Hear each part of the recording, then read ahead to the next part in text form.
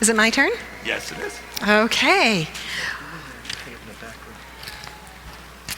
Well, good afternoon. I cannot believe it's already Friday.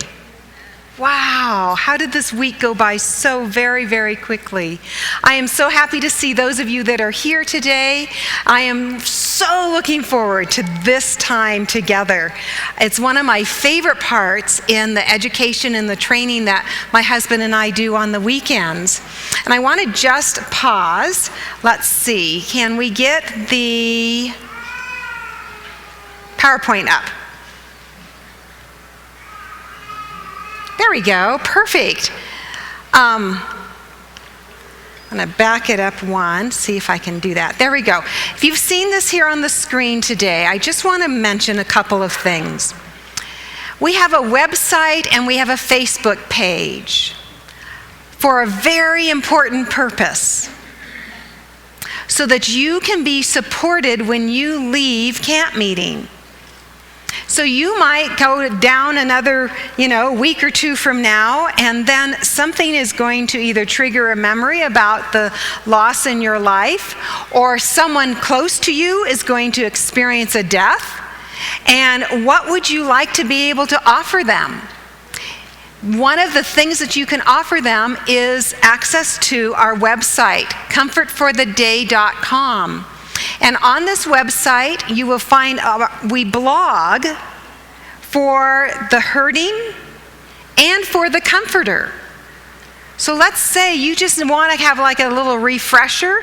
Go to those blogs for the comforter that will just help remind you about some of the things you've learned here.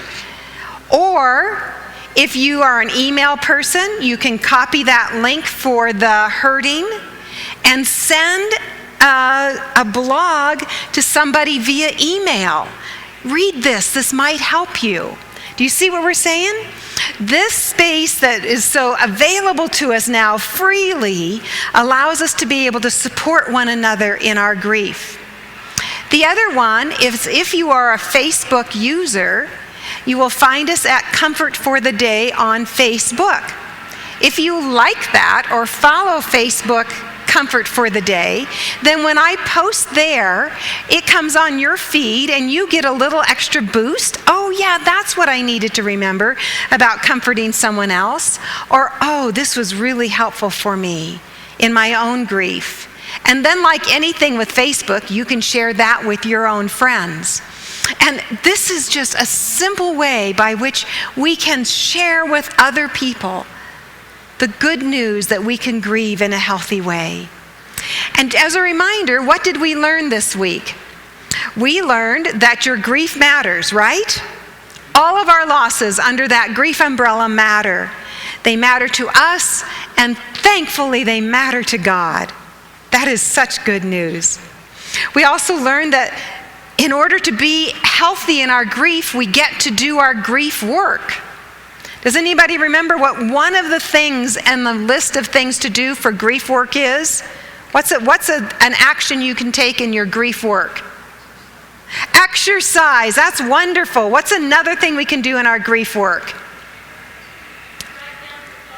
Write down your thoughts, called journaling, or put your stuff on paper. That's another action of grief work. Does anybody else remember another grief work action? Go to a support group, absolutely. Read other books. Yes, this is all part of our grief work. Okay. So then on Wednesday, we reviewed the turning point for our grief that transitions us from unhealthy grief that spirals round and around and around into healthy grief. What is that? Do we remember?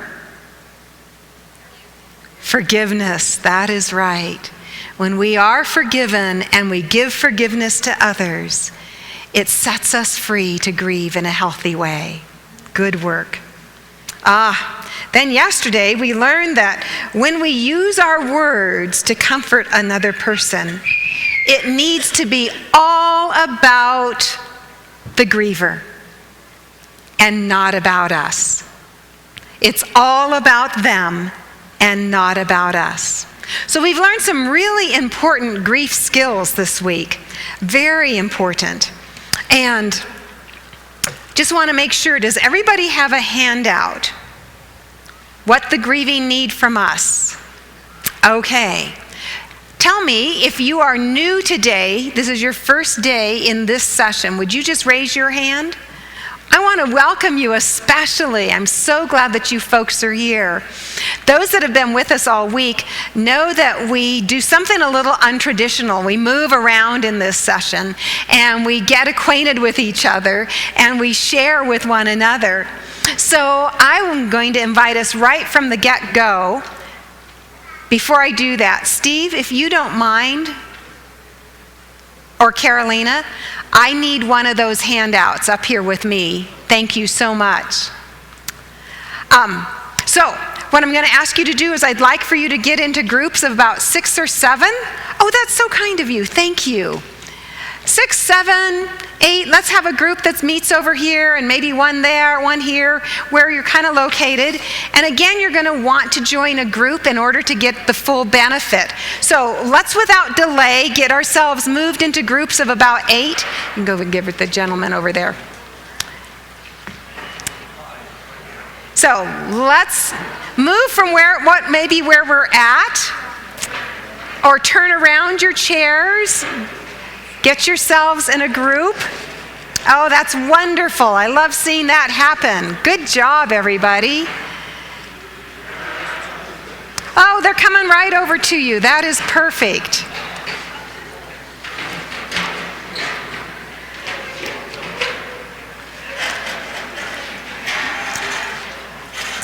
Okay, so here's what we're going to do today with this handout.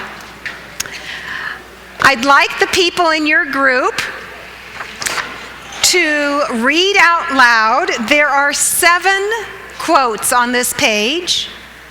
And go around your circle, and if each one of you would read out loud one of those quotes, and then keep going to the next one and the next one until you've read all 7. Now here's the instructions. Please refrain from sharing about them until the very end. When all 7 have been read, that's the time for you to share with each other which of these quotes was most meaningful to you and why. Now, we're looking at this because we want to learn, what do grieving people need most from us?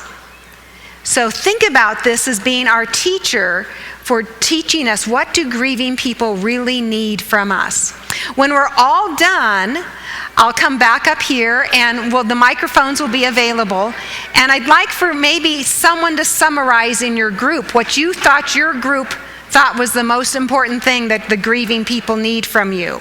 Okay?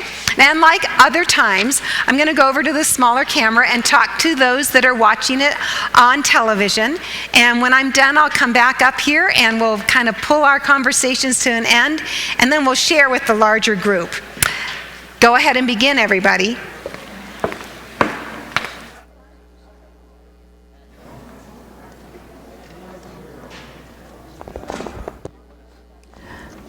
Hello. I have no idea who's with you in your space while you're watching this on TV, but it would be wonderful if there were a few of you together, that as I'm reading these quotes, that you might make a note about it, and then you might just have a minute or two to share with each other how this helps you learn what grieving people really need. So, here's our first quote, written by a man named John Spade. He says this: condolence is an art that requires wisdom, tact, and courage. It means being honest about your own feelings, not trying to persuade your grieving friend to feel better, and being available to listen. What do you think some of the takeaways for that one? The word that pops out to me is the word courage. It does take courage to step in the space of someone else's pain, doesn't it? Our next quote comes from a woman named Judy Bresendine. She writes, "So when someone you know is grieving, love them, offer support where you can, stay in touch, nurture your connection with them, reach out, be understanding, offer to listen, but don't tell them how to grieve, and don't make judgments. Your greatest gift to someone who is grieving is to make sure they know you care and that you're ready to listen. Encourage them to let you know how you can best help them, and then follow through. Wow, those are a lot of great suggestions on how to support a grieving friend, isn't it? This one I especially like, and we did read this one yesterday. When your fear touches someone's pain, it becomes pity. When your love touches someone's pain, it becomes compassion. Stephen Levine writes that one. This is from Harold Kushner, a rabbi. At some of the darkest moments in my life, some people I thought of as friends deserted me. Some because they cared about me and it hurt them to see me in pain. Others because it reminded them of their own vulnerability, and that was more than they could handle. But real friends overcame their discomfort and came to sit with me. If they had no words to make me feel better, they sat in silence. Much better than saying, "Oh, you'll get over it," or "It's not so bad," or "Others have it worse." And I loved them for not saying those things. Jean Kerneron, who was dying of cancer, wrote this: "Honest listening is one of the best medicines we can offer the dying and the bereaved." The sixth quote is written by Henry Newen. "The friend that can be silent with us in our moment of confusion or despair, who can stay with us in our hour of grief and bereavement, who can even tolerate not knowing, not healing, not curing, that is a friend indeed." Last of all, I found this on the internet from a site called Still Standing. "But mostly it means I need you to remember the important day he was born and the day he died.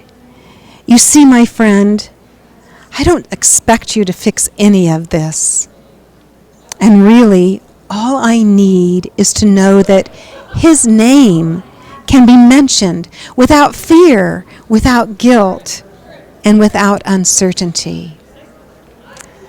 That's the wish and the desire of a parent whose child has died. But it could be also the wish and the desire of anybody whose spouse has died. Oh, don't we see that just by mentioning someone's name, that brings comfort to the grieving person? Sure, it might bring tears, but it will also bring comfort that somebody has remembered the name of my loved one. So what are you thinking? What are some of the things that you heard from this list that grieving people need from us? Do they need us to fix it? Oh. What do you think? We're going to hear from the rest of the group in a little bit and find out what those groups each discovered were one of the things that grieving people need. But between you and I think they need us just to listen. That's what we're going to learn to do today. I'll meet you back up on the stage in a minute.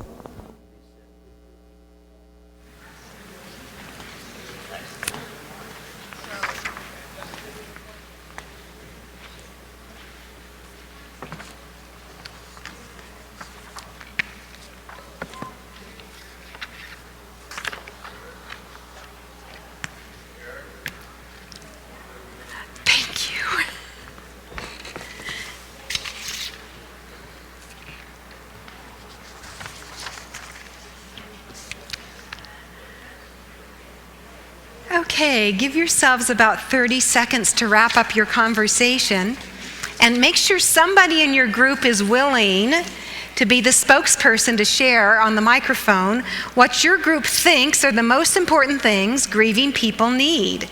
So do you have somebody picked out? Somebody that's going to share what you think is the most important thing a grieving person needs. So, Steve, are you our only microphone? 2 microphones. Okay, I'll pause for just a minute, do a little countdown. By the time I get to 0, I'd like everybody to stop your conversation. So 10, 9, 8, 7, 6, 5, Okay. 4, What we found. 3, 2, and 1.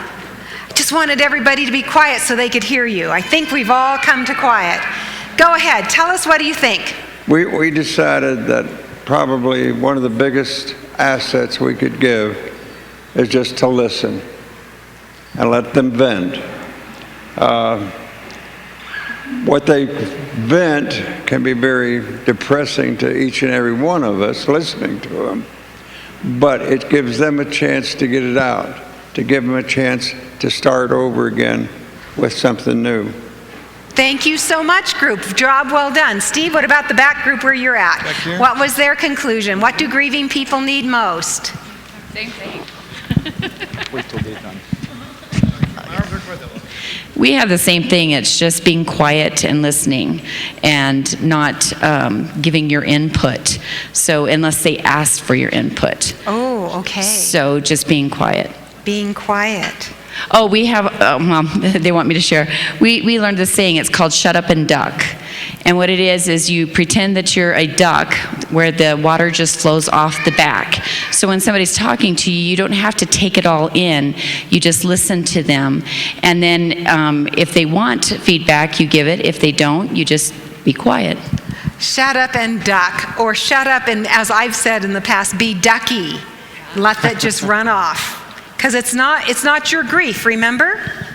It's not our job to grieve someone else's grief. That's their work. So Steve, you got that group in the back. Do you want to let them go ahead? Share? You guys are up from your room? And then we'll do you guys next. Don't have to, but... Are they ready yet? No. Okay, let's go right ahead. What did your group decide?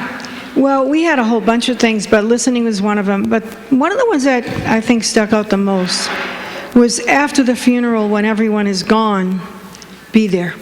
Be there. Yeah. After the funeral, after that last casserole dish is washed, be there. Thank you. I like that group's comments. Okay, go right ahead. We were on 4 and 5 about listening honestly and not trying to say you can get over it, just being there. But I think we all agreed on that. Okay. Well, we've got some great learners. Okay, another group right here. We like number 2. Sorry. We like number 2. Put it real close to your mouth. Just Thank you. love them and don't tell them how to grieve. Just listen. Yeah, don't tell someone else how to grieve. Now, again, I'm just going to do this as just a review. Why is it not our place to tell someone else how to grieve? Because we all grieve differently. Exactly. So I'm not here to inform somebody that they need to grieve in a particular way. I'm glad you're catching that. Okay, we've got another group right here. What was your takeaway? Do you have some more there? Go right ahead. It's pretty much been said that it's just to be there and be quiet, listen, and speak if they're asking you questions or want to share something with you. There's nothing else you can do because you have absolutely no idea what they're feeling inside. Thank you. Now let me ask you a question. How natural or easy is it for us to be there and be quiet? It's not. That's where the conflict comes, isn't it? So we're all going, yes, let's just listen, be quiet, be there. But how easy is that? Are we all done with our groups commenting? Okay. I want to tell you all thank you. Thank you very much. You know, learning a new life skill takes a little bit of practice. What about this group? It doesn't happen naturally. We've just all agreed that being there, being quiet, is not natural and easy for us, is it? But let me just pause for a second. And some of you are going to get this deeply into your soul, and you will leave today better prepared to comfort others. After reading what we've just read from broken-hearted grievers, specifically asking us, informing us, your job, my friend, is just to be still and quiet with me.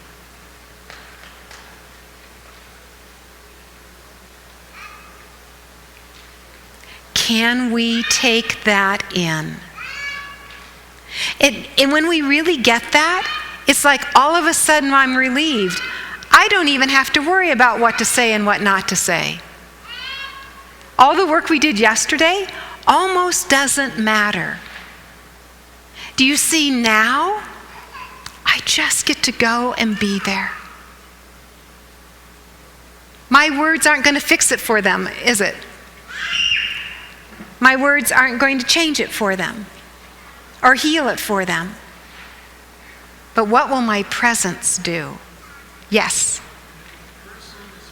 Okay, we're going to need a microphone. Hold on just a minute, because we are on television and we want to make sure that everybody gets to hear what you have to say.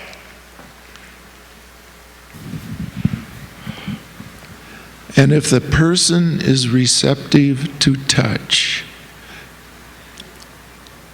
them, hold their Absolutely. hand, because that can send a message to them that Let's is just- very meaningful. Thank you. I want to take us back to yesterday's natal. Oops, let's go the other direction. I'm going the wrong way.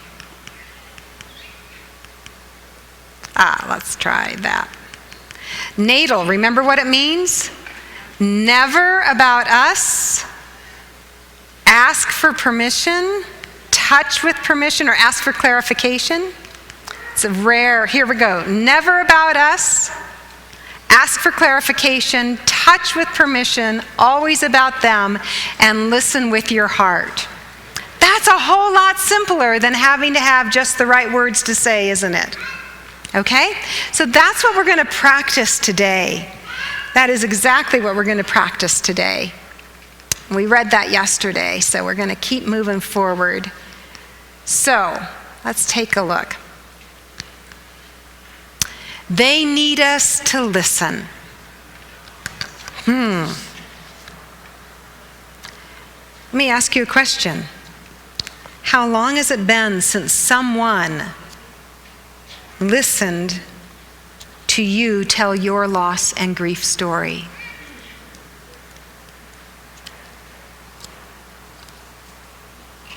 Some of you might say, no one's ever listened to my story. And some of you might say, well, it's been a really long time. In July, I travel every year, and Steve is now traveling with me to the Marble Falls, Texas area, to a camp called Camp Agape. It's a camp for children in bereavement, ages 7 to 12. And one of the important things that we do is listen to these children's story. You know, they go to school and they feel like the odd one out because everybody else has their moms and dads or their brothers and sisters. And they're missing their brother or their sister or their mom or their dad. And that is they feel so isolated, they feel so alone. And the first activity that we do is we get our group in this big circle and we toss a ball of yarn back and forth to each other, and we catch the ball and we hold onto the string. And when we do that, we say, my name is Karen, and I am here to support you in your grief. And the person that died in my life is my son. And then that child, that's what I would say to start with, and I toss it to a child, and they would say, you know, my name is Hannah, and I am here because my dad died. By the time we're done with 13 or 14 of tossing the balls, these children in the circle are now completely and totally connected. The string that's between us just acts as the illustration of our connection. They've now heard stories, brief stories, of who is important in their life that died. And I had gone for a number of years without telling my story about Dawson to anybody. And at the candle lighting service at the end of that week with those children, we light a candle in the memory of our deceased loved one, and we tell a brief story about them. And it just hit me so profoundly that I really needed someone to listen longer than just that few minutes as we went around the circle. And I found one of the other adult staff, and I took my picture of Dawson, and I went up to her and I said, "Would you listen as I tell you about my son?" And she did. That was the grandest gift she could give me. And I could tell her about the special things that were about my son. So I ask you, when was the last time someone listened to you tell your story of your loss? On the flip side of that same coin, when was the last time you listened to someone else tell their story? Sometimes we're so afraid of that because we don't know how to listen this way. And so if they just need to be listened to, how do we listen to them? Now, I am sure here at camp meeting, you have done a lot of talking and a lot of listening. I'm sure you've had people visit you at your camp and you sit around and you eat your meals together. You come in the evening meeting and you chat afterwards, and you go to the dining hall and you chat, or you're at the ABC and you chat, and we have conversations, don't we? And the purpose of those conversations are to get to know each other. The purpose of the conversation is to share information, is to find places that we're connected with each other, that we have similar life experiences with. And that's just beautiful and wonderful conversational listening. I mean, it's no fun when someone's talking and then all of a sudden they stop talking and nobody says anything. There's no response. There's no, "Oh yeah, I know that. Yeah, I visited Yellowstone last year myself." You know what I'm saying? And so to have that conversation flow, what do we have to be doing when we're listening in that conversation flow? What do we need to be doing? Are we thinking? In order to respond, we're thinking about our own stories and how our stories match your stories. So we need to be thinking, and we might even have questions that we want more information about from someone else. Like, "Oh yeah, so what happened when you did that?" And then they add more information, and "Oh yeah, that's right, I remember." And the conversation continues to flow. Because while we're listening, we are also thinking. We're thinking and we're comparing, and sometimes we're judging, and sometimes, maybe, hopefully not in a bad way. And we're thinking about what we're going to say next, how we can add to the conversation. And that is perfect for conversational listening, right? Absolutely. That is how we enter into dialogue, and we build friendships and understanding, and all that happens. When we engage in comfort listening, it's a very, very different activity. Comfort listening is completely different than conversational listening. When we comfort listen, we listen with our heart. How is that different than listening with your mind?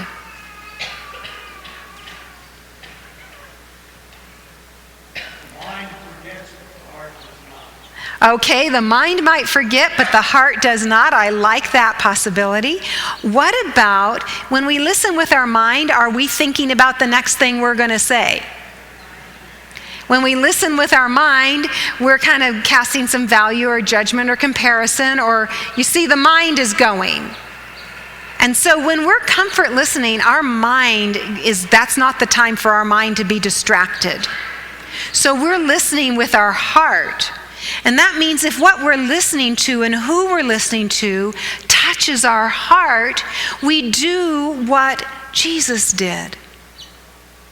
We weep with those who weep. We feel with those who feel. We allow what they're experiencing to touch our lives. And that happens through the heart. The mind often shuts those doors, doesn't it? But the heart will leave it open. So when we're comfort listening, there is no judgment about someone's story. No judgment. Someone's story might include the death of someone close to them who took their own life. Some of us in this room might struggle with judging about that. And so would we need to say, this is not my turn to judge. There's no judgment with this. So there's no judgment in our listening. There's no comparing or valuing. I often hear people tell me, oh, the death of a child, that has to be the worst kind of grief there is. I don't know if it is. But I would feel much better if we didn't compare it. Because what I do know is that your grief is your grief. And it might not be your worst grief. Remember me telling you the other day that my stepfather and my birth father both died? And those were not hard griefs for me. Because of the relationship to and the relationship with them. And so, you see, we can't value someone else's grief. We can't judge it against our grief experience. What would that do? That would put a barrier and a wall between us. And we think, when we do that, comparing or judging, we think that it's going to bring us closer to each other. But that's not going to happen. So we want to dismiss with any comparing or valuing. And so importantly, we want to listen with our eyes. See, if I'm listening to someone tell me their grief story, their loss story, and I look away or I look down, what does that tell the person who's talking to me? I kind of stopped listening, or I'm uncomfortable with their story? Remember, is this all about us? No, it's all about them. And if I'm ducky, if I let that roll off of me, I can just be present with them and listen.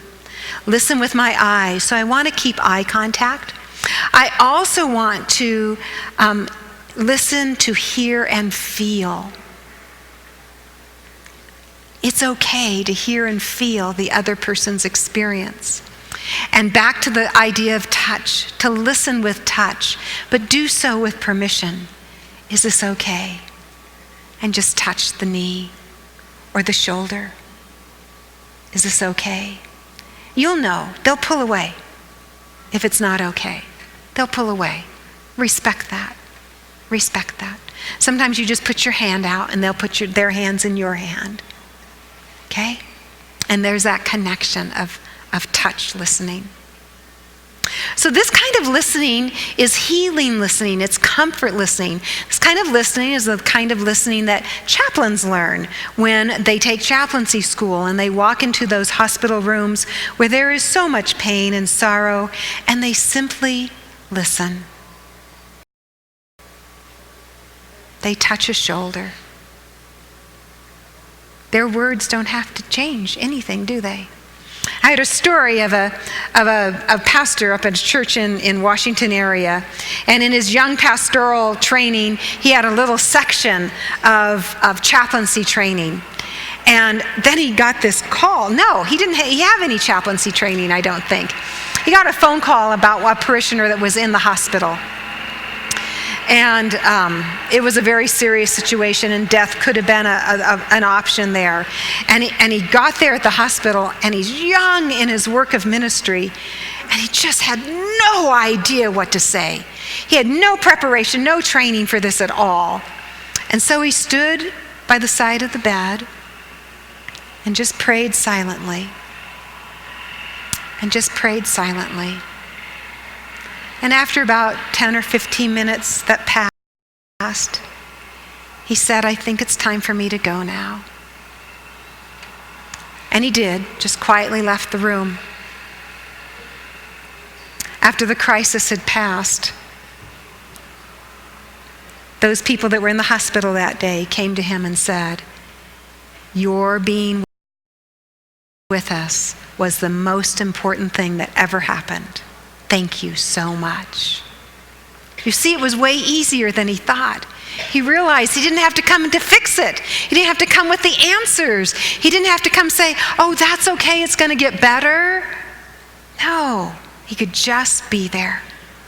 Now, so in order to help us practice this comfort listening experience, we're going to actually get to buddy up. And I'm going to ask that men join with men and women with women. Please don't buddy up with a spouse. I want you to find somebody else, and hopefully somebody you really don't know. And one of you is going to tell the story that you haven't told in a long time because no one has listened to you in a while. And you're going to have 4 minutes to tell your story. Now, you as the storyteller are simply going to provide the atmosphere for the listener to practice this kind of listening. Because it's new and it's different and it's not common to us, I would be a very remiss educator if I just told you about comfort listening and didn't give you the opportunity to practice. So this is simply a practice session to practice, and these will stay up on the board so you can refer to them. But once you begin listening, try not to look back at them, because where is your attention supposed to be? On the person who's telling the story. You're just going to get to hear their story. Some people call it holding the space for them. Hear their story. And 4 minutes is going to go past very quickly for you storytellers. Now, if it doesn't and you finish your story early, I'm going to ask you to just sit in silence and wait. The 4-minute bell will ring, and I'll be right back up here. I'm going to tell my story to the camera, so those folks are going to get to practice comfort listening. And then we're going to just pause for a minute, and we're going to do a little debriefing. How did it go for the listener? How did it go for the storyteller? Okay? So, does everybody have that instructions? Is that clear? So do not begin telling your story until I ask you to, because then the timer will be even for everybody. But right now you get to get up and move, give yourself some space, find a partner to tell your story to, not your spouse, somebody else. And everybody find somebody. I'm going to give you about 10 seconds, and when you've all found somebody, raise your hand so I know that you're all partnered up. Men with men, and ladies with ladies, and not spouses. Men with men and ladies with ladies. Want to make sure. If we have an extra man, I see a couple of men that don't have a partner yet. Okay? Yeah, just beautiful. You guys are getting your groups gorgeously. I think Dan and Steve would make great partners.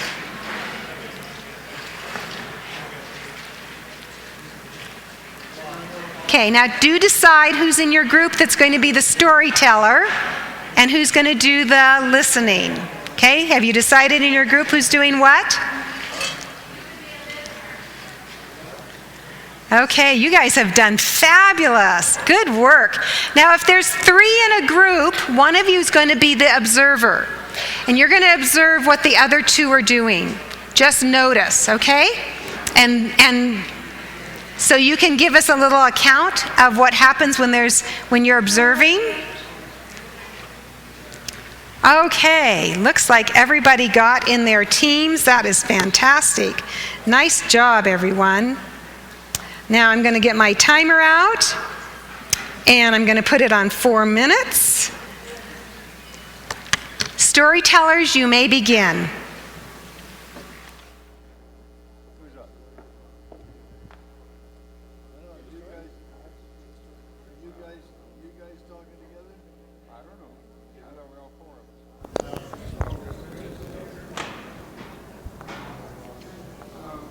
So I'm going to tell you the story about the time when my sweet and beautiful boy played at the park. This is just a few weeks before he died. And it was winter time, and he loved nature so very, very much. He was out there in the park, and a little bird was hopping along the grass kind of towards him. And there he was with his sweet little hands out, walking so carefully with his hands out, going, "Here, little birdie, birdie, birdie, here, little birdie, birdie." And I was watching from a distance because this mama knew what was going to happen next. And sure enough, up in the air, the bird flew. Dawson's head went flying back, and this big belly laugh came out. Oh, that's such a treasured memory I have of my little boy. And I don't get to tell it very often. So I want to thank you for listening to my story about Dawson and the birds.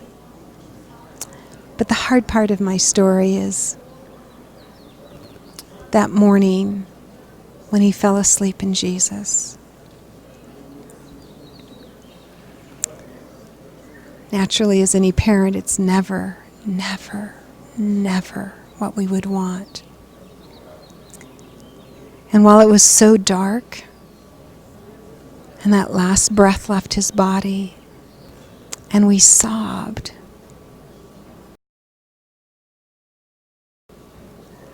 I was confused because I thought for sure God would show up in that space. And there was no light glow that came in from the window, and there was no sense of angel wings wrapping around our shoulders, and it was just so silent and so dark. Our pediatrician was at the foot of the bed, and my husband and I were kneeling by Dawson's head and shoulders.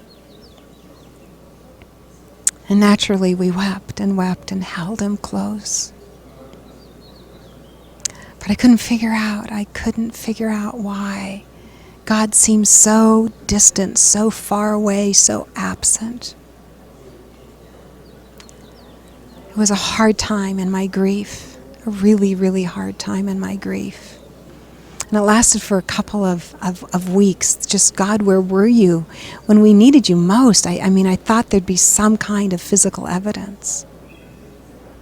And I want to tell you this story because I know it happens to other people, and I don't know if it's happened to you, and I know you're supposed to be listening just to hear my story, but you need to hear the other part of the story, and that's when the pastor that showed up later on that day told us a couple weeks afterwards that the pediatrician had shared with him that she had never been with a family that had been so peaceful at the death of their child. And it took a few weeks for me to figure out what was really being told to me. That peace wasn't something that came from us. That was the presence of God. And so, in fact, He was there by the peace that we did experience. He didn't come showing anything physical. There was no light, and there was no angel choir music. There was no anything else that gave us any evidence except the peace that was in our hearts. And now my 4 minutes are up, and so is everybody else. So I'm going to go back up to the platform, and I'll see you there. How did your listening go?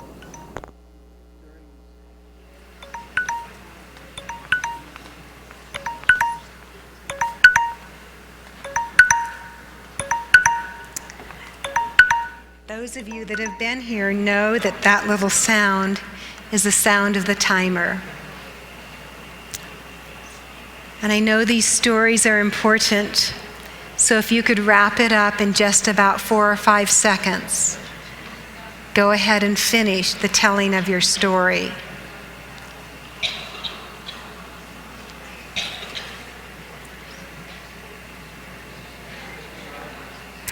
Stay right where you're at with your sharing partner, because we're going to get to flip roles in just a little bit. Steve, do you mind having the microphone? We want to find out, do a little debriefing. I want to find out from the listeners first. If you were a listener, and you're willing to be vulnerable and tell us what listening was like for you. Was this easier than you thought? Was it harder than you thought? What part of listening in this way is kind of natural for you, or is it all unnatural for you? So if you are a listener, can you give us a little bit of feedback? Just raise your hand. We've got one right there. Put your microphone right up front so we can hear it well. Yeah. It's on, honey. Sure it's on. What is it? Is that a... You're on. Go ahead. Actually, I have hearing problems, and I have to focus very closely in order to listen to someone anyway. So that almost comes natural for me to really focus, make eye contact, watch the face. I don't really read lips, but I'm sure I pick up a lot of extra signals, and so all of that just kind of adds up to being a good listener. And that's my story. Well, thank you for sharing. I'm so glad that what could be a frustration to some people by not hearing well has become a benefit for you to truly hear. As a listener, how did that go for you, David? Well, I don't know if I did this right, but Cal said he didn't really have any stories to tell, so I asked him a question, and then he kind of went from there, and then when he ran out, I asked him another question about the same subject, and I just probably asked 6 or 7 questions, and then the 4 minutes would Wow. explain the whole thing. Did it go by more quickly than you expected? Yeah, we just started getting into the good part. Into the good part. Okay. Now, just tell me, though, when you were listening and not asking the question, did you listen in any of these patterns? Yeah, absolutely. Okay. Absolutely. Okay. And how did that feel for you to listen this way? Well, it felt pretty natural to me. Good. Very good. Someone else that was a listener. Yes, go ahead. Well, I guess I've... Whoops, we're not on yet. We lose it? I think I'm not getting yet. There we go. I think I've liked to listen to other people most of my life, so it was kind of natural listening to him, and I think it was beneficial to both of us. So It does benefit both of us, doesn't it? Yeah, that's an amazing thing. So listening's come naturally for you. Did you find that you did anything kind of differently, though? no, I didn't want to interrupt him, but I was hoping I could, touch him or something. But I don't know. I didn't get a chance to ask him that. But Okay, But- okay. I wish they would have. So tell us, how did it feel to be listened to this way?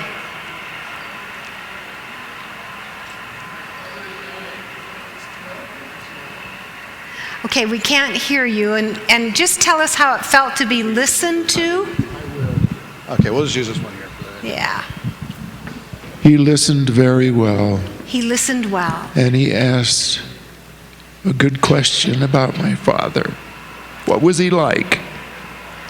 And that enabled me to open up. As I said before, he died when I was 12 years old, and no one listened to me. Wow, so how good it is to be listened to now, isn't it? And he listened very well. Beautiful, thank you. Okay, go ahead right here, honey. As a listener, what was this like for you? It brought up a lot of emotions in my mind Okay. as she was listening, and I had some conflicts, and I wanted to affirm her, but I tried. It was hard to be neutral, and I had to ask clarifying questions, and to kind of encourage her to share more of the feelings that she was experiencing, and maybe a few more of the details, and to maintain neutral, but to support her. And at one point, it just struck me. To share with her about one aspect that we talked about that was so important in the grief work, but I'm listening, I'm not there to give advice. Good. And so I just continued to listen, and maybe later that would come. Absolutely. Although she became, this listener, so aware that she wanted to be able to, add some advice to this, she went, no, I'm not going to do that. I'm not going to do that. Okay, so Steve, you've just pointed. We've got 5 minutes to 5, and we want to flip this so that the listener becomes the storyteller and the storyteller becomes the listener. So I'm going to give you another 4 minutes to do this, and you're going to flip roles. And because everybody needs to practice being this listener, being the person who allows someone else just simply to tell their story. And if we only just ask a question for clarification, that's about as far as we can go with what we speak about. Otherwise, it's their turn to talk. And I'm going to put the timer on, and you may begin.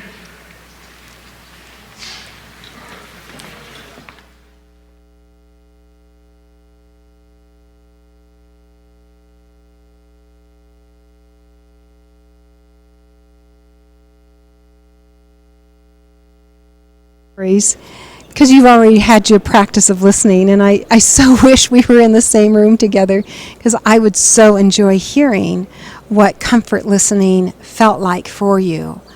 So let's just talk a little bit about, I'll be the one talking, obviously, but this whole ability just to hear someone else's story, just to let them have the floor, just to let it be their story without having to jump in with our story. Oh yeah, it was just like that for me too. No, it's not. And a grieving person doesn't need to hear our story. We just need to be there to listen to theirs.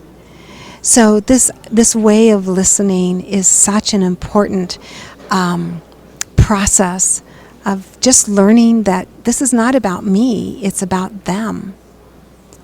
And when we do that without having to think about it all the time, about what we're going to say next, it really allows for that grieving person to have that space to tell their own story. So while you're at home, would you think of somebody that you would feel safe to tell your story with? Sometimes we even need to give the person we're talking to the instructions. I need to talk to you right now. And I need you just to listen. Please don't interrupt, and don't give me any kind of judgment or conflict or comparison. Could you just listen to me? See if you can find somebody that can do that for you today sometime over the weekend, and just ask them simply to listen. See how that helps you be able to share your story, to express your loss and your grief. And it's part of, I think, what Scripture says, to bear one another's burdens. It doesn't say to fix each other's problems. It just says bear one another's burdens. And maybe in the simple way that we're just designed by creation, that we have 2 ears and 1 mouth, if we use them in that proportion, we might be much more helpful for one another than using it in the way that we normally do, by talking way too much and listening far too little. So I hope this exercise has been helpful for you to think about how to truly comfort the grieving with a listening heart. I'll meet you on the platform in just a minute.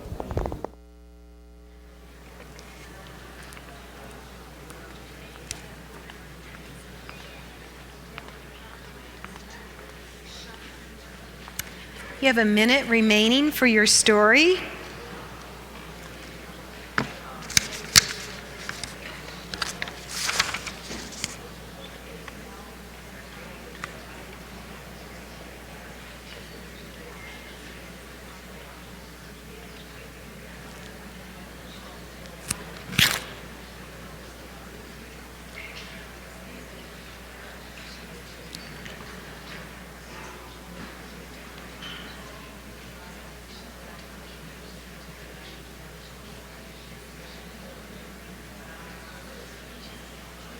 And you have 15 seconds remaining for your story.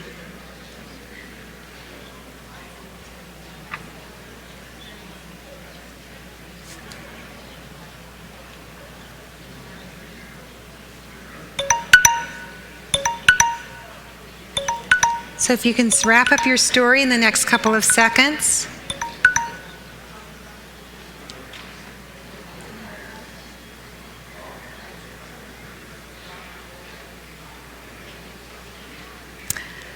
Okay, and like I told you yesterday, I think you are by all means an exceptional group. And so for some of you that had a chance to share and tell me that listening wasn't as hard as you thought, now I'd like to hear from another listener. Is there someone that hasn't spoken yet that was a listener that would like to share their experience? What was listening like for you? You like space? Okay. What was listening like for you? Okay, whatever. Here. Okay, here's a hand right over here, Steve. Okay, what was comfort listening like for you? I was on both ends. Listening is like becoming part of the story. You cry. Yes. And touch. And you look with your eyes, but it's here. It's in the heart. It's in your heart, isn't it? And that was, it was amazing. So, thank you. Yeah, you had a good listener? Yes, wonderful. Good listeners. Beautiful. Someone else that was a listener. Right here. I was a listener this time for this good man to my right.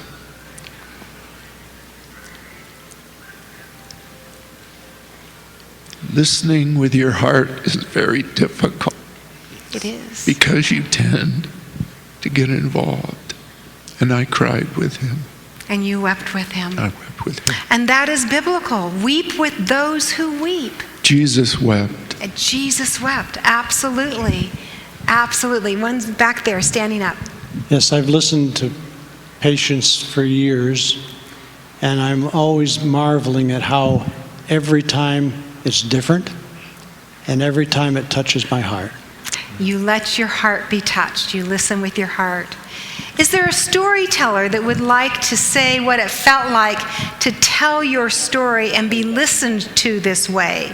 Did it affect you to tell your story and be listened to in this way? A storyteller, would you like to share? Just a minute. We'll see if someone else can.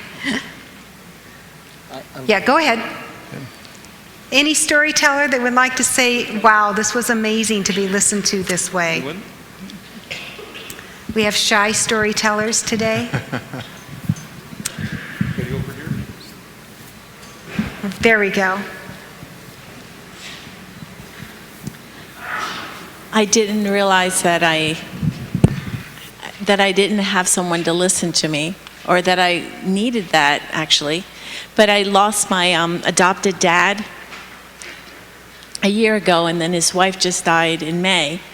And they did a together memorial for them. And so my husband and I went, and my husband was asked to do the memorial. But he kind of adopted me as in academy when I was 14 years old. He was the conference youth director, education director, Pathfinder director. He had 3 children of his own who were in school. And I was a struggling academy student who had a mom who really could afford to help me through academy. And he just kind of took me under his wing and made sure that I made it through academy. And as you told this story, how did that feel for you? Well, it was just a blessing, because I could see that she was empathetic and just listened with her heart, and that really touched my heart. So I'm just thankful. Yeah, isn't that amazing? Yeah. I'm going to ask a question, because we all belong to different congregations around this conference, and maybe some out of this conference even. What would happen if we listened to one another in church? If we really heard and knew each other's stories? Would the conflicts kind of go away? We'd come together, wouldn't we? wouldn't we? You know, when we do this exercise in churches as we visit them, it's a shock. Some people have attended church together for 20, 30 years and never knew each other's stories. And they're now, in just a matter of 4 minutes, have been drawn together. You see, it's not the hardest thing to do, is it? We've thought it is. We've let our culture inform us that, you know, just listening and being still, oh, that's way too hard. But we've just learned today that it's not the hardest thing to do. In fact, it's one of the best things to do. And when it is time, the story has been told, we can then say, you know, I have an idea. I wonder if this could help you feel better. And that's the time to share the idea. And they might say, no, thank you. They might not be interested right then, but they'll just need you to keep listening, keep praying. Is that not what our Father in heaven does? He keeps listening. He keeps listening. Does he cast judgment? No. Does he listen with his eyes and his heart? Absolutely he does. So comfort listening is just an extension of the beauty of God's character, isn't it? We can go home with that, can't we? We surely can. There might be something else you want to go home with, though, too. If you're thinking of people you know back home that have been suffering in their own pain and loss and grief, do you think a Comfort for the Day book could help them? Could it support them? Could it guide them through their grief and their loss? So I'm just planting that in your mind. There's a few more left in the ABC if you want to go pick one up, or 2 or 3 to take home, to share with somebody. That would be a beautiful way to be a skillful comforter, is to give somebody a resource that would truly guide them in their grief. We've come to the end of our days together. Our workshop now has come to its conclusion. I hope these activities have brought you something really useful that you can return home with. And stay in touch with us via our website and our Facebook page. Let us know how things are going. When we leave camp meeting, we'll put a little post about being here. And any comments that you have, we'd love to have you get on Facebook and tell others what it was like for you to be here and what you learned while you were here. So thank you for letting us come and be a part of your camp meeting. And would you mind if I close in prayer and then you make the announcements? Okay, let us bow our heads and thank God. Almighty Father in heaven, you are the God of all wisdom and all comfort. We ask that you will help us leave this place with these new ideas, new skills, new understanding, new softened hearts, to be able to be your comfort to those around us, to comfort them with the comfort you have given us.